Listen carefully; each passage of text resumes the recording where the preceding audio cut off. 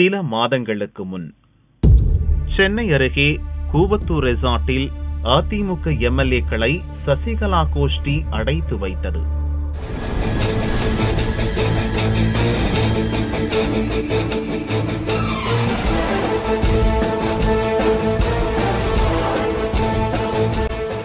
ஓரளவுக்கு மேல்தான் நாம் பொறுமையை கையாள முடியும். அதற்கு மேல் செய்ய வேண்டியதை செய்வோம்.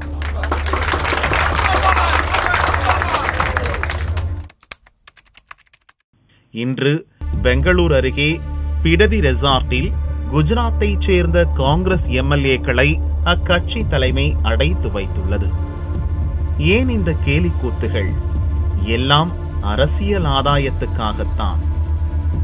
இரு சம்பவங்களையும் கொஞ்சம் ஒப்பிட்டு பார்க்கலாமா? அன்று கோல்டன் பே ரெசார்ட்டில் சிறை, இன்று ஈகிள்டன் கோல்ஃப் ரெசார்ட்டில் சிறை. அன்று அடைக்கப்பட்டது அதிமுக எம்எல்ஏக்கள், இன்று அடைக்கப்பட்டது காங்கிரஸ் எம்எல்ஏக்கள். அன்றைய கூத்து சசிகலா அன்கோ, இன்றைய கூத்து சோனியா அன்கோ. அன்று என்ன காரணம்? தமிழக ஆட்சியை காப்பாற்ற. இன்று என்ன காரணம்? ஒரு ராஜ்யசபா எம்பி பதவியை கைப்பற்ற. அன்று அடைத்து வைக்கப்பட்ட அதிமுக எம்எல்ஏக்கள் 122 பேர். இன்று அடைத்து வைக்கப்பட்டுள்ள காங்கிரஸ் எம்எல்ஏக்கள் 44 பேர். அன்றைய அதிமுக எம்எல்ஏக்களுக்கு பேசப்பட்ட பேரம் ரூபாய் 10 கோடி. இன்றைய காங்கிரஸ் எம்எல்ஏக்களுக்கு பேசப்பட்ட பேரம் ரூபாய் 15 கோடி.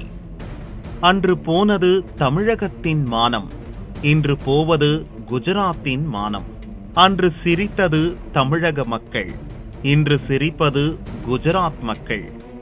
அன்று ஜெயலலிதா மறைவால் முடங்கிய நிர்வாகத்தை கவனிக்க மறந்தது. இன்று குஜராத்தில் வெள்ளத்தில் தத்தளிக்கும் அப்பாவி மக்களை பார்க்க மறந்தது. அன்று அதிமுக எம்எல்ஏக்களுக்கு தயாரான உணவு வகைகள் 50. இன்று காங்கிரஸ் எம்எல்ஏக்களுக்கு தயாராகும் உணவு வகைகள் 35. அன்று அதிமுக எம்எல்ஏக்களுக்கு மட்டன், சிக்கன், மீன் என பலவித நான்வெஜ். இன்று காங்கிரஸ் எம்எல்ஏக்களுக்கு பெரும்பாலும் சைவ உணவு வகைகள்தான்.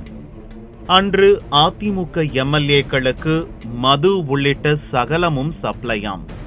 இன்று காங்கிரஸ் எம்எல்ஏக்களுக்கு கேட்பதெல்லாம் சப்ளை ஆகிறதாம். அன்று கூவத்தூரில் அதிமுக எம்எல்ஏக்கள் தங்கியிருந்த நாட்கள் 11 நாள்.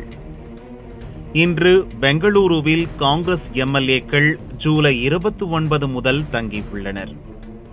அன்று கூவத்தூரில் அதிமுக எம்எல்ஏக்களுக்கு ஆன மொத்த செலவு ரூபாய் 2 கோடி. இன்று பெங்களூருவில் காங்கிரஸ் எம்எல்ஏக்களுக்கு நாள் ஒன்றுக்கு செலவு ரூபாய் 10 லட்சம். அதிமுக மாநில கட்சி, காங்கிரஸ் தேசிய கட்சி இல்லையா? அதனால் பெங்களூருவில் காங்கிரஸ் எம்எல்ஏக்களுக்கு கூடுதல் வசதிகள் செய்யப்பட்டுள்ளதாம். குஜராத்திலிருந்து சமையல் வல்லுநர்கள் வரவழைக்கப்பட்டு சமையல் செய்து தரப்படுகிறது. யோகா, தியானம், ஜிம், மசாஜ் என சகல வசதிகளும் செய்யப்பட்டுள்ளனவாம்.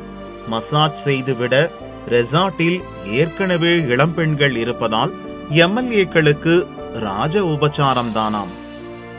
காலம் மாறினாலும் காட்சிகள் மாறாது. நமது அரசியல்வாதிகளின் புத்தியும் மாறாது. அவர்களையே நம்பியிருக்கும் மக்களின் தலைவிதியும் மாறாது என்பதுதான் இந்த இரு ரெசார்ட்டுகளில் நடந்த கூத்துக்கள் உணர்த்தும் பாடம். சாமானியன் புரிந்து கொள்வானா?